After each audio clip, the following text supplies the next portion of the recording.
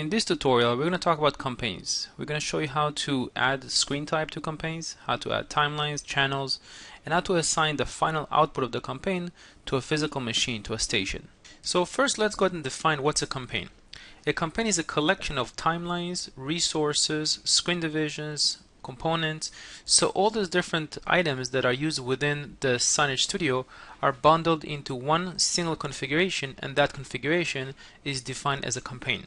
That campaign is assigned to a single machine out in the field. So if you have multiple computers out running a presentation, they can all run the same campaign or they can run a different campaign. That's up to you.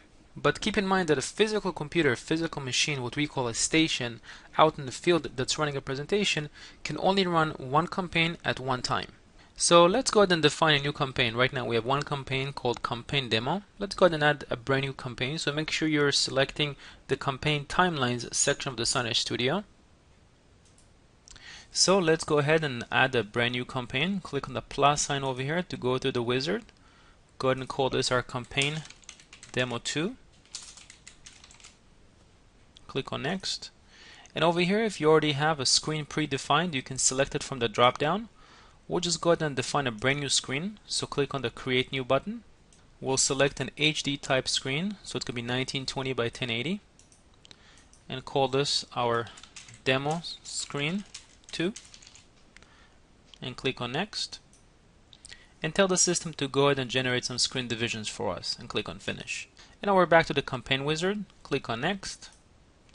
And we'll go ahead and start with a single timeline called timeline 1. And have it run for 1 minute, and click on next.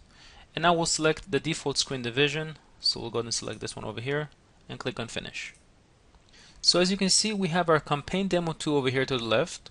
There were 3 channels that were already created for us, and they were assigned automatically to the screen divisions.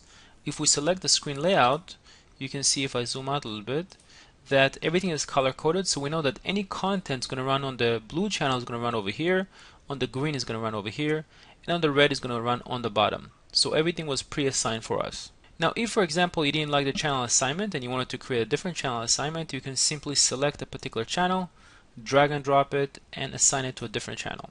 So it's really easy to reassign the channels. And you can see that the color changes over here under the output, so it indicates exactly where everything is assigned. Now the way it's configured right now is that I have a single timeline that's going to run for 1 minute. In fact, if I select it, you can see that it has a duration of 1 minute. Now let's say that I want actually to have this timeline run for 2 minutes, but after 1 minute I want to switch from a 3 screen division configuration to a full screen.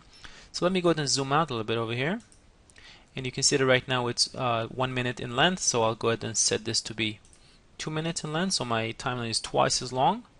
And what I want to do now is switch to a full screen after 1 minute. So I'll switch over here to my screen templates, select screen division 1, which is a full screen configuration, drag and drop that to the timeline, and set it to be exactly 2 minutes to reach the end. But one more thing I need to do is actually assign a channel. Right now you see it kind of has a pale blue color to it because it has no channel assigned to it. So I can select any channel I want. So in my case I want to switch the content of the red channel from a smaller screen division to a full screen after 1 minute. So select channel 2 and drag and drop it over here. And you can see that now I know exactly what's going to play. It's going to be the red content. It's going to switch from a smaller screen division to a full screen division. Now we're going to want to add some resources to actually play in our presentation. So switch to resources. We'll select this video file, hold the mouse and drag and drop it to the channel 2. And we'll set it for the full length of the timeline. So what's going to happen is that it's going to start small in the upper right corner on the red channel, and after 1 minute switch into a full screen. Next we'll go ahead and add an image to our blue channel.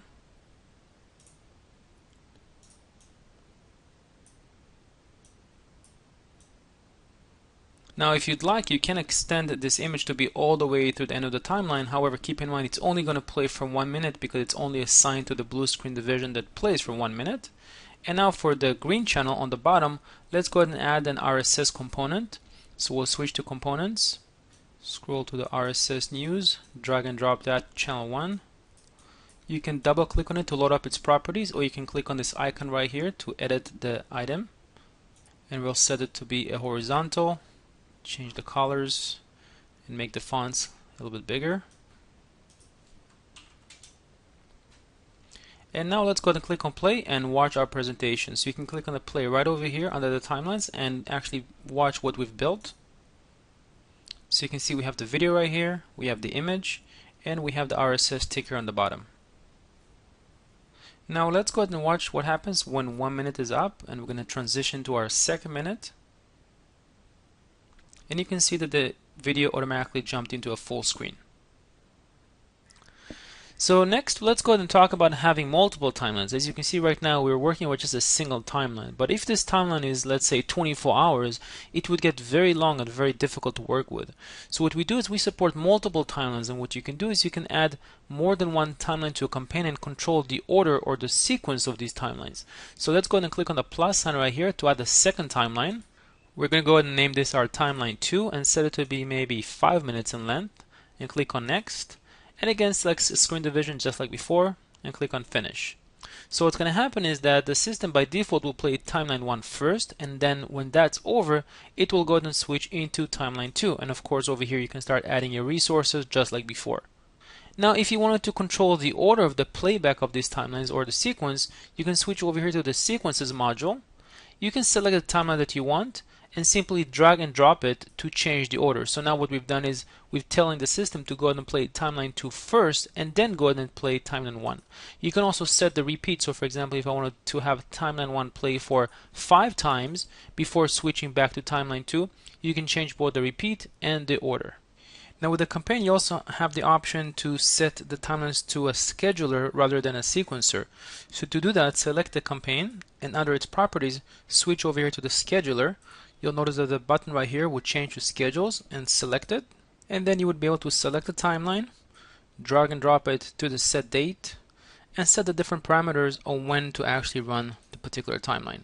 Now once you've done with your campaign, you can physically assign it to a computer out in the field. And this computer could be an iPad or an Android, could be Mac or Windows. So let's go ahead and switch over here to stations.